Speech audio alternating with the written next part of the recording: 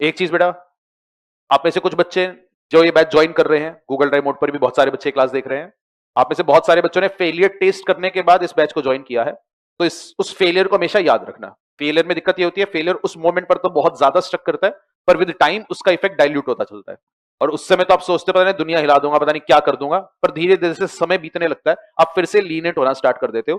तो always keep your failures fresh in your mind, कि जिस दिन आपका वो रिजल्ट आया था फेल का, उसने आपको जो फीलिंग दी थी वो फीलिंग आपको याद रहनी चाहिए, क्योंकि वो फीलिंग आप दोबारा फेस नहीं करना चाहोगे। तो इसलिए अगर वो फीलिंग याद रहेगी तो अपने आप से वो डर भी लगेगा, अपने आप से वो एफर्ट भी लगना आपका स्टार्ट हो जाएगा। तो इसलिए वो हमेशा याद रखना, वो आपको मोटिवेट करेगा आगे पॉजिटिव एफर्ट्स डालने में। अनडाउटेडली किसी को भी फेलियर का टेस्ट पसंद नहीं है, कुछ भी रीजंस रह सकते हैं आपके फेलियर के, व्हाटएवर वाज इट, उसको अब आगे चेंज करना है। और फेलियर को वॉश करने का एक ही तरीका होता है, क्या? हार्डवर्क भी नहीं, सक्सेस मैं कहूंगा। अगर आप कल को सक्सेसफुल हो जाते हो, आप बहुत अच्छा रिजल्ट ले आते हो, लॉ में आप 70 80 90 नंबर ले आए, क्या कोई कल को ये पूछेगा भी कितने अटेम्प्ट लगे थे? आज आप लक्ष्मी नगर में इतने सीएस से मिलते हो, बेटा किसी सीएस से पूछते हो कितने अटेम्प्ट लगे थे, लॉ में कितने नंबर आए थे? नहीं, बिकॉज अब वो सक्सेसफुल हो चुका है, आपको पता है जी उसने एक ऐसा बेंचमार्क अचीव कर लिया जो बहुत सारे लोग नहीं कर पाते। तो उसके पुराने फेलियर सारे हाइड हो जाते हैं। तो अगर आपने कभी भी फेलियर टेस्ट किया है, उसको आपके सिर्फ सक्सेस ओवरराइड कर सकती है। तो सक्सेस ऐसी अचीव करो कि कोई इंसान सोचे भी ना कि आप कभी फेल हुए थे। तो that should be the first thing in your mind. तो ऑलवेज रिमेंबर योर फेलियर, उसका ध्यान रखना भाई। दूसरा, कहनी नहीं चाहिए पर फिर भी कहूंगा, पेपर देने जरूर जाना। ये चीज मैं हर बैच में हर बच्चे को कहता हूं कि बेटा पेपर लिखने जरूर जाना। आपका माइंड बार बार आपको एक आसान रास्ता देगा। आसान रास्ता क्या होता है? अटेम्प्ट स्किप कर देना। बिकॉज अटेम्प्ट स्किप करने की रीजनिंग किसी को समझाना आसान होता है कि जी बीमार पड़ गया था, सिलेबस नहीं हुआ था, जो भी रीजन था। पर फेलियर का जस्टिफिकेशन देना थोड़ा मुश्किल होता है। तो इसलिए हम हमेशा पेपर ना लिखने जाने को एक आसान रास्ता मानते हैं कि यार चल पेपर स्किप कर देते हैं, कोई पूछेगा तो कह दूंगा तैयारी नहीं थी या जो भी रीजन था। तो वो रीजंस कभी मत बनाना, बिकॉज आप उसको रीजन तो दे रहे हो पर कहीं ना कहीं आप खुद को फेक होप दे रहे हो। तो इसलिए पेपर लिखने हमेशा जाना। एंड तीसरी चीज आप सबके लिए बड़ी इंपॉर्टेंट है बेटा, पेपर लिखोगे तो कितने नंबर का? पूरा। ये मिस्टेक बच्चे आज भी कर रहे हैं, वो 15 20 25 नंबर का पेपर कर कर ही नहीं आते। इस क्लास में भी ऐसे बच्चे हैं, अगर उन्होंने पूरा पेपर कर दिया होता आज ये क्लास लेने की जरूरत नहीं पड़ती। पेपर करके 100 मार्क्स का आना है। जब बेटा आपके पेपर में कोई नेगेटिव मार्किंग नहीं है तो सारे एमसीक्यूज करने हैं, कोई नेगेटिव मार्किंग नहीं है तो सारे सब्जेक्टिव करने हैं। तो प्रॉपर टाइम मैनेजमेंट के साथ पेपर होना बड़ा जरूरी है। सर आता है तो ठीक है, नहीं आता तो क्या लिखो? नहीं आता तो कुछ तो लिखोगे बेटा, कुछ भी लिख सकते हो। कुछ नहीं समझ में आ रहा, क्वेश्चन के फैक्ट और कंक्लूजन अपने हिसाब से बनाकर लिख जाओ, हाँ ठीक है हाँ गलत है। तुक्के में 1 2 नंबर भी अगर मिल गया तो आपका पूरा रिजल्ट ट्रांसफॉर्म हो सकता है। तो पेपर लिखते लिखते ना 2.5 घंटे बाद लगता है बड़ा लिख दिया, छोड़ना। वो होप मत आने देना। आपको एक चीज का ध्यान रखना है, एक एक नंबर मायने रखता है। एक एक नंबर से आप पास फेल एग्जामिनेशन रैंक पता नहीं क्या क्या बना सकते हो। तो पेपर कृपया 100 नंबर का करना। This is not only for law, for every subject. 100 marks का पेपर अटेम्प्ट करना बहुत क्रूशियल होता है। स्कूल में आप हमेशा 100 नंबर का पेपर अटेम्प्ट करते होगे मेरे हिसाब से। स्कूल में कभी भी ये नहीं होता था कि टीचर ये पूछता होगा कि जी 70 का किया 80 का किया। स्कूल में जनरली 90 प्लस 95 प्लस या 100 नंबर का पेपर अटेम्प्ट होता ही था। एंड इसलिए स्कूल का रिजल्ट भी अच्छा आता था। यहां पर मैं एक्चुअली देखता हूं कि बच्चे बहुत कम पेपर अटेम्प्ट करते हैं, 60 का 70 का 80 का, देन दे एक्सपेक्ट कि सर नंबर बढ़िया आ जाए। तो पेपर आप स्किप नहीं कर सकते। पेपर अटेम्प्ट करते समय कुछ बेसिक बातें जो आपको ध्यान में रखनी पड़ेंगी। जो आपको आंसर शीट मिलेगी, ऑब्वियसली एमसीक्यूज आप करेंगे ओएमआर शीट में। ओएमआर के सर्कल्स प्रॉपरली फिल करना। वहां पर ऐसा नहीं कि हाफ हार्टली सर्कल फिल किया है, सर्कल प्रॉपरली फिल नहीं हुआ, क्योंकि कई बार डिजिटल चेकिंग होती है, अगर आपने प्रॉपरली फिल नहीं किया होगा तो वो स्किप हो सकता है। सर्कल क्वेश्चन नंबर देखकर फिल करना। पिछले अटेम्प्ट में ऐसा एक बच्चे के साथ हुआ था कि सर क्वेश्चन नंबर कुछ और था, सर्कल किसी और का फिल कर रहा था, बाद में देख रहा है काउंटिंग मैच नहीं हो रही, ऊपर नीचे सर्कल फिल कर दिए। तो इसलिए क्वेश्चन नंबर तरीके से, बेशक थोड़ा सा समय लो, 5 सेकंड 10 सेकंड फालतू लगाओ, पर प्रॉपरली फिल करो। बिकॉज एक एक सर्कल फिल करने के 2 2 नंबर है। 2 नंबर छोटे मार्क्स नहीं होते, बहुत बड़े नंबर है। तो इसलिए सर्कल्स प्रॉपरली फिल करना, प्रॉपरली डार्कर उसको कर आना। ओएमआर शीट आपको सही से फिल कर आनी है, इस चीज का आप ध्यान रखेंगे। इसके बाद जब आप अपने सब्जेक्टिव पेपर पर आएंगे, सब्जेक्टिव की जो आंसर शीट आपको मिलती है, हमेशा ध्यान रखना आंसर शीट के सेंटर में आप ये मेंशन करोगे कि आप कौन सा क्वेश्चन का कौन सा पार्ट अटेम्प्ट कर रहे हो। ये centre of the answer sheet में लिखा होना चाहिए कि देखो एग्जामिनर, मैं क्वेश्चन नंबर फर्स्ट का पार्ट ए अटेम्प्ट कर रहा हूं। ये स्टार्टिंग में ही आप बताओगे। उसके बाद किसी भी क्वेश्चन को जो आप लिखते हैं, सबसे पहले हमेशा क्या लिखा जाएगा? आपका लीगल प्रोविजन। तो आप लीगल प्रावधान बताओगे, क्योंकि हम कभी भी सीधे कंक्लूजन या फैक्ट पर जंप नहीं करते। हम उसको बताना चाह रहे हैं कि जो बात मैं लिखने जा रहा हूं वो मैंने पढ़ी कहां पर है, लॉ का क्या प्रावधान उसके रिगार्डिंग क्या बोलता है। तो पहले आप हमेशा लॉ समझाते हो। लॉ समझाने के बाद फिर आपका आता है फैक्ट एंड कंक्लूजन। यहां पर आप चाहो तो फैक्ट का अलग पैराग्राफ, कंक्लूजन का अलग पैराग्राफ बना दो, चाहे तो कंसोलिडेटेड पैराग्राफ बना दो, वो आपकी अप्रोच है। क्वेश्चन में अगर 2-3 पॉइंट्स बनकर के सवाल बना है तो आपके आंसर में भी 2-3 पॉइंट बने होने चाहिए कि जी पॉइंट 1 का आंसर ये है, पॉइंट 2 का आंसर ये है, पॉइंट 3 का आंसर ये है। तो उसी अप्रोच से आपके आंसर में वो चीज विजिबली दिखनी चाहिए। जहां भी पॉसिबल है अपने आंसर में प्रॉपर स्पेस दीजिए। जब भी पैराग्राफ ब्रेक कर रहे हो एक लाइन का स्पेस दो। जब भी पॉसिबल है मेन मेन बातों को अंडरलाइन कर दो, बॉक्स में डालो, ताकि एग्जामिनर, बेटा अल्टीमेटली आपका टारगेट क्या है, आपको पेपर ऐसे लिख कर आना है कि एग्जामिनर आपकी बात को अच्छे से समझ भी पाए और उसको चेकिंग करने में दिक्कत ना हो। अगर आप ये दोनों चीजें अच्छे से करोगे नंबर मिलेंगे, क्योंकि एग्जामिनर के लिए हमें अपना काम आसान बनाना है कि देख भाई मेरे को सब आता भी है एंड ब्यूटीफुली प्रेजेंट भी किया है, तेरे को चेक करने में कहीं भी कोई दिक्कत नहीं आएगी। तो इस तरीके से आपका यहां पर काम चलना चाहिए। I hope this is clear to everyone. तो ये आपके पेपर अटेम्प्ट करने की अप्रोच होनी चाहिए। हमेशा centre of the answer sheet में क्वेश्चन नंबर लिखोगे। पहला पेज या पहले क्वेश्चन का आंसर लिखते हुए आपका 1.5 पेज भर गया और अगले पेज पर आधे पेज में आपका आंसर खत्म हो गया, कभी भी अगला क्वेश्चन यहां से स्टार्ट नहीं करना, नेवर एवर। उसमें हमेशा चांसेस रहते हैं कि वो क्वेश्चन चेक होने से रह जाएगा। हमेशा नया आंसर नए पेज से स्टार्ट होगा। यहां पर आप इस पेज को छोड़िए, अगले पेज पर जाइए और अगले पेज पर लिखिए क्वेश्चन नंबर फर्स्ट बी। तो हमेशा नया आंसर नए पेज से स्टार्ट करना है, उस चीज का ध्यान रखेंगे। सर क्वेश्चन क्या पहला ही फर्स्ट टाइम अटेम्प्ट करना जरूरी है? सेकंड, थर्ड, फोर्थ भी कर सकते हो, बेटा कोई भी कर सकते हो, आपकी चॉइस है। बस उसमें मेरी एक छोटी सी राय रहती है, क्वेश्चन आप जो भी अटेम्प्ट कर रहे हो कोशिश करके उसके सारे पार्ट्स एक साथ करना। तो किसी भी क्वेश्चन के अमूमन 3 पार्ट्स होते हैं, तो ऐसा मत करना कि फर्स्ट का ए कर दिया, फिर फोर्थ का सी कर दिया, फिर थर्ड का बी कर दिया। उससे एग्जामिनर का फ्लो टूटता है और उसका फ्लो ब्रेक अगर होता है ना तो वो कहीं ना कहीं मार्क्स कट करना स्टार्ट कर देता है। तो क्वेश्चन चाहे आप सेकंड पहले कर लो, थर्ड कर लो, फोर्थ कर लो, नो इश्यूज, पर कोशिश करके उसके सारे पार्ट सीक्वेंस पे कि क्वेश्चन सेकंड का ए किया, फिर सेकंड का बी, फिर सेकंड का सी, वो अप्रोच आप अपनाना। पहला क्वेश्चन आप जो सब्जेक्टिव में पिक करोगे वो सबसे स्ट्रांग वाला होना चाहिए, जो आपको सबसे बेहतर आता है। ये मैंने रिसेंट की जितनी भी कॉपीज चेक करी उसमें ऑब्जर्व किया है कि जिस जिस बच्चे ने शुरू के 2-3 क्वेश्चन गलत किए या गड़बड़ कर दिए, उसने आगे इतने अच्छे क्वेश्चन लिखे हुए थे, मतलब मैं भी देख कर कहता क्या आंसर लिखा है, पर नंबर नहीं मिल रहे थे। तो वो देखकर यही चीज समझ में आ रही थी, एग्जामिनर अपना माइंड सेट कर चुका है कि शुरू के 2-3 आंसर में गड़बड़ी है तो आगे भी बच्चे ने गड़बड़ी करी होगी। तो स्टार्टिंग वाला क्वेश्चन आपका कभी भी वीक नहीं हो सकता। अगर स्टार्टिंग में आप गलत आंसर लिखकर आ जाते हो बेटा, वो एक बहुत बड़ा नेगेटिव माइंडसेट एग्जामिनर के लिए लेकर के आता है। तो वो गड़बड़ी आपको बिल्कुल भी नहीं करनी है। अगली चीज टाइम मैनेजमेंट, कि सर अगर पेपर आपको पूरा 100 नंबर का करना है उसके लिए टाइम मैनेजमेंट होना जरूरी है। टाइम मैनेजमेंट के लिए आपको यह पता होना चाहिए कि आपका पेपर पैटर्न क्या है। बेटा पेपर पैटर्न क्या है? एमसीक्यूज कितने मार्क्स के थे? 30 मार्क्स के। उसके बाद जब सब्जेक्टिव की हम बात करें, सब्जेक्टिव में आपका क्वेश्चन नंबर 1 तो होता है कंपलसरी। उसके बाद 3, 4, 5, 6 5 सवाल होते हैं जिसमें से आपको कितने अटेम्प्ट करने? कोई भी 4। तो पहला तो मैंडेटरी है, बाकी इनमें से आपके पास चॉइस है, कोई भी 4 अटेम्प्ट करने। तो टोटल कितने क्वेश्चन हो गए? 5। तो टोटल 5 क्वेश्चन आप अटेम्प्ट करने वाले हो और सब्जेक्टिव की वेटेज कितनी है? 70 नंबर की। तो हर क्वेश्चन की वेटेज कितनी होती होगी? 14 मार्क्स की। Maths is very simple. तो हर क्वेश्चन 14 मार्क्स का है। यह चीज आपको पेपर से पहले पता होनी चाहिए। अगर पेपर में जाकर एनालाइज करो फिर क्या फायदा हुआ? ये सारा काम होमवर्क तो पहले का है।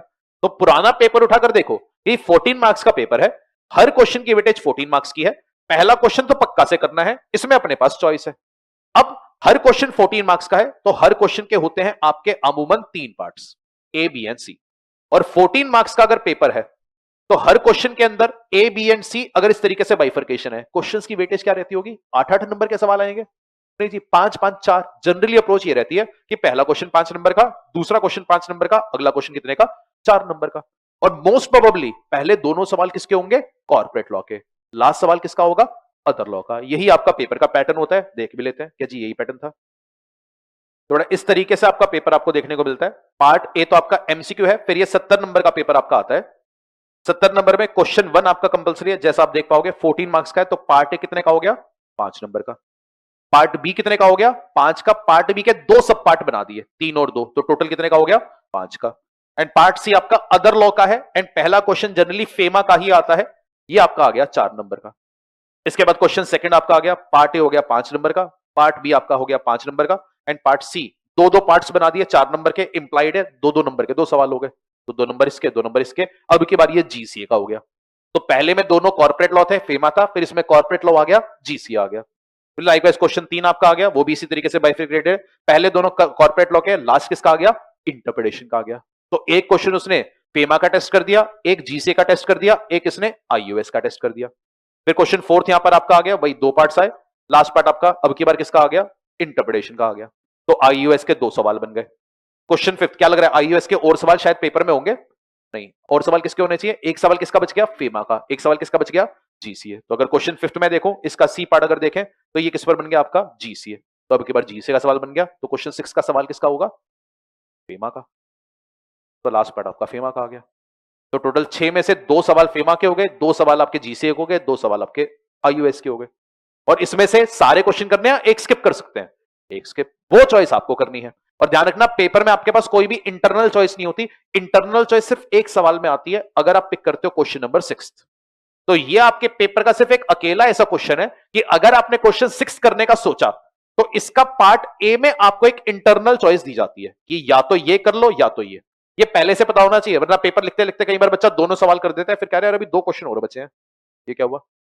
ये गड़बड़ी हो जाती है। तो इसलिए हर पेपर पैटर्न को, सिर्फ लॉ का नहीं, बाकी सब्जेक्ट का भी पेपर पैटर्न देख करके जाए कि पेपर का पैटर्न क्या है, ताकि आप पहले से डिसाइसिव रहे। अच्छा ये अप्रोच है, ऐसे ऐसे पेपर होने वाला है, तो पेपर की टाइमिंग आपको करना आसान रहेगा।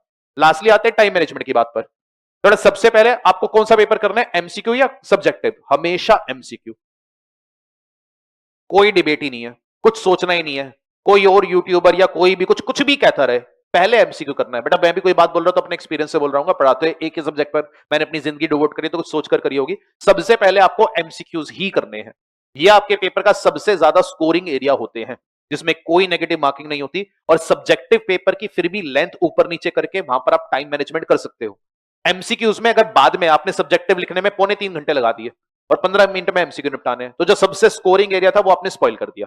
तो पेपर में सबसे स्कोरिंग एरिया पहले करना है। 30 मार्क्स के आपके एमसीक्यू है, मैक्स टू मैक्स आपको ये करने के लिए कितना समय मिलेगा? 30 मिनट्स। आप 5-10 मिनट और लेना चाहो ले लेना, पर 30 मिनट अपने आप में बहुत इनफ टाइम है एमसीक्यूज करने के लिए, बिकॉज नंबर ऑफ क्वेश्चन कितने हैं? 15 क्वेश्चन इन टोटल आएंगे, हर क्वेश्चन 2 नंबर का है। तो 15 एमसीक्यू आपके 30 मिनट में हो सकते हैं। तो 30 मिनट एक कंफर्टेबल टाइम है, पर फिर भी क्योंकि ये सबसे स्कोरिंग एरिया है, अगर 4-5-6 मिनट फालतू भी लग रहे हैं लगा लेना। एमसीक्यू में कॉम्प्रोमाइज मत करना। ये 30 नंबर में से कोशिश करके आपको 25 एंड अबव स्कोर पक्का से करना है। बेटा इसमें अगर आपका 26 का स्कोर लेट से आ गया तो बाकी सब 70 नंबर के पेपर में सिर्फ पास होने के लिए कितना चाहिए? बेटा 70 में से कितना ही बुरा पेपर लिख दो, 14 नंबर लाना पॉसिबल होगा? तो जब आपने 30 मिनट खत्म किए और आपको ये पता है 30 नंबर में से चल मैं 26 का पेपर भी कॉन्फिडेंटली कर चुका हूं, आपको एक बहुत अच्छा कॉन्फिडेंस आएगा यार मैं पेपर में लेट नहीं चल रहा। इसलिए एमसीक्यू आपको सबसे पहले करने हैं। इसके बाद बचा सब्जेक्टिव। 70 नंबर का पेपर है, टोटल क्वेश्चंस कितने लिखने थे? 5। पहला क्वेश्चन कंपलसरी था, बाकी कोई 4, तो टोटल कितने थे? 5। टाइम कितना बचा है? 2.5 घंटा। तो मैथ्स बड़ा सिंपल है, हर सवाल पर कितना टाइम मिलेगा आपको? 30 मिनट। 30 मिनट्स आपको हर एक क्वेश्चन लिखने के लिए मिलने वाले हैं। हर क्वेश्चन पर 30 मिनट मिलेंगे। हर क्वेश्चन के पार्ट्स कितने हैं? 3। तो हर पार्ट के लिए मैक्स टू मैक्स कितना टाइम? अगर पहले पार्ट और दूसरे पार्ट में 11-11 मिनट भी लगा दे चल सकता है, क्योंकि वो 5-5 नंबर के हैं। तो लास्ट वाले में कितना समय मिलेगा? 8 मिनट। ये कैलकुलेशन आपकी ऑन द स्पॉट होनी चाहिए। ऐसा नहीं कि क्वेश्चन लिखना स्टार्ट किया, 10 के 15 मिनट लग गए, चल भाई लग गए, अगले में 20 लग गए, चल भाई लग गए, देखी जाएगी। ये थोड़ी ना होता है। पेपर लिखने जा रहे हो प्रोफेशनल लेवल का, हर मोमेंट आपको पता होना चाहिए आप ऑन टाइम चल रहे हो या नहीं, और इसके लिए आपके पास घड़ी भी होनी चाहिए। पेपर लिखते लिखते जैसे हाफ एन आवर पूरा हो रहा है, मैं ठीक है ऑन टाइम हूं, हाफ एन आवर पूरा ठीक है ऑन टाइम हो या नहीं, आपको भी इवैल्यूएशन ड्यूरिंग द एग्जाम करना पड़ेगा। अगर इवैल्यूएशन नहीं कर रहे फिर आपका पेपर कभी भी टाइम से पूरा नहीं होगा। एंड एक छोटी सी अप्रोच जो एज अ स्टूडेंट मैं अपनाता था, एमसीक्यू के लिए मैंने आपको 30 मिनट दिए, मेरी कोशिश रहेगी कि लेट से मैं 20 मिनट में एमसीक्यू कर पाऊं। अगर मैंने 20 मिनट में कर दिए तो मेरे पास एक विंडो में एक्स्ट्रा टाइम कितना हो गया? 10 मिनट का। अब पहला क्वेश्चन करने के लिए मेरे पास 30 मिनट का समय था, अगर मैं 35 मिनट भी ले जाऊं तभी भी क्या कोई दिक्कत है? नहीं। अगले क्वेश्चन में भी 35 मिनट ले गया, अब अभी भी क्या कोई दिक्कत है? पर इतना अब की बार क्या पता है, अगला सवाल कितने टाइम में करना ही पड़ेगा? 30 में। क्योंकि अब अगर ये 30 में नहीं हुआ, इसमें भी मैं 35-40 मिनट ले गया, तो फिर आगे का पेपर छूटेगा ही छूटेगा। सीधी सी बात है। तो टाइम मैनेजमेंट राइटली होना पेपर के दौरान बड़ा जरूरी है। तो टाइम मैनेजमेंट करते हुए आप अपना एग्जाम लिखेंगे। पेपर 100 नंबर का ही होना चाहिए। जिस दिन आपका पेपर होगा आप मेरे को मैसेज करके बताएंगे, और उसमें ये नहीं बताएंगे कि सर मैंने 100 का पेपर किया। इंप्लाइड है जी 100 का ही किया होगा, आपको बस ये बताना है पेपर अच्छा गया है बुरा। 100 से नीचे का पेपर करा है तो वो सुनने लायक बात ही नहीं जी, 100 से नीचे का पेपर मेरे को एक्सेप्टेबल ही नहीं है। तो पेपर होगा तो 100 मार्क्स का ही होगा, उस चीज का आप ध्यान रखना। बस लास्ट के 2 मिनट में और लूंगा। बट जो 15 मिनट मिलते हैं मेरी राय में, उसमें आप एमसीक्यूज ना पढ़ के ना अपना सब्जेक्टिव पेपर पढ़ो, और सब्जेक्टिव पेपर में भी क्वेश्चन 1 छोड़ के बाकी क्वेश्चन पढ़ो, और स्टार्टिंग के 15 मिनट में आप वो इवैल्यूएशन करो कि आपको कौन सा ऑप्शन या क्वेश्चन स्किप करना है। एमसीक्यू पेपर मेरे ख्याल तो मिलता ही नहीं है। तो इसलिए बेहतर ये रहेगा कि सब्जेक्टिव में कौन सा करना है, अब वो देख लो।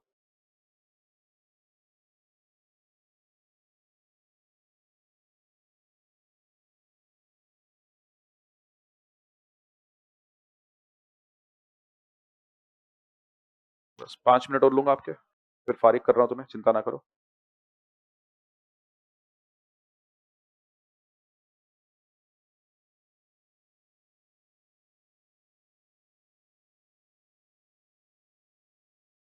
मुबारक हो। ये बेटा अब की बार के जनवरी का पेपर मैं दिखा रहा हूँ, एक स्टूडेंट के इसके अंदर लॉ के अंदर 86 मार्क्स आए थे। She scored highest all over India. इनके एमसीक्यू में तो 30/30 थे, तो 30/30 एमसीक्यू में स्कोर किया, तो सब्जेक्टिव में स्कोर करना कंपेरेटिवली आसान हो गया। तो सब्जेक्टिव में शी स्कोर्ड 70 में से आपके लगभग इतने। तो अगर देखें इन्होंने एक जो मिस्टेक करी, सबसे पहली मिस्टेक क्या करी, पेपर के स्टार्टिंग में ही 2 पेजेस ब्लैंक छोड़े। ये नहीं होना चाहिए। करा है तो चलो एग्जामिनर ने कोई मार्क्स नहीं दिया, कभी भी आप ऐसे आंसर स्टार्ट नहीं करोगे। मैं बेसिक अप्रोच दिखा देता हूं ताकि आपको इनपुट्स मिल जाए। Centre of the answer sheet में हमेशा उन्होंने क्वेश्चन नंबर लिखा कि आंसर 6 कर रही हूं, 6 का पार्ट ए कर रही हूं और पार्ट ए में जो चॉइस सेकंड थी वो कर रही हूं। तो एग्जामिनर के लिए कितना आसान हो गया, अच्छा बच्चे ने क्वेश्चन 6 में पार्ट ए में 2 चॉइस होती है, सेकंड किया है, तो उसके लिए गेस वर्क करना कितना आसान हो गया। बच्चे यहां पर 6A लिखाते हैं तो कंफ्यूजन रहती है। फिर अगर आप देखोगे हमेशा लीगल प्रावधान पहले आए, जैसे स्पेशल नोटिस का अगर सवाल था, सेक्शन 115 का यहां पर रेफरेंस आया, नीचे वही लिमिट इन्होंने बताई 5%, सॉरी 5 लाख की, 1% की। एंड जहां आप देखोगे आंसर को प्रॉपरली पैराग्राफ में डिवाइड कर रखा है, तो एग्जामिनर के लिए चेकिंग करना इजी हो गया। मेन बात अंडरलाइन है, अगर मैं ज्यादा समय ना लगाकर 115, 1%, 5 लाख ठीक है। एच जे के इनके अच्छा 5 लाख की कैपिटल आ गई टोटल, तो 5 लाख हो गई है, तो इसलिए कर पाएंगे। तो can validly issue not earlier than 3 months, at least 14 days। आगे आपका meeting of day and dispatch excluded, ये बात भी ठीक है। 7 दिन पहले कंपनी मेंबर को स्पेशल नोटिस भेजेगी, तो नोटिस जो 21 सितंबर तक भेजना चाहिए था।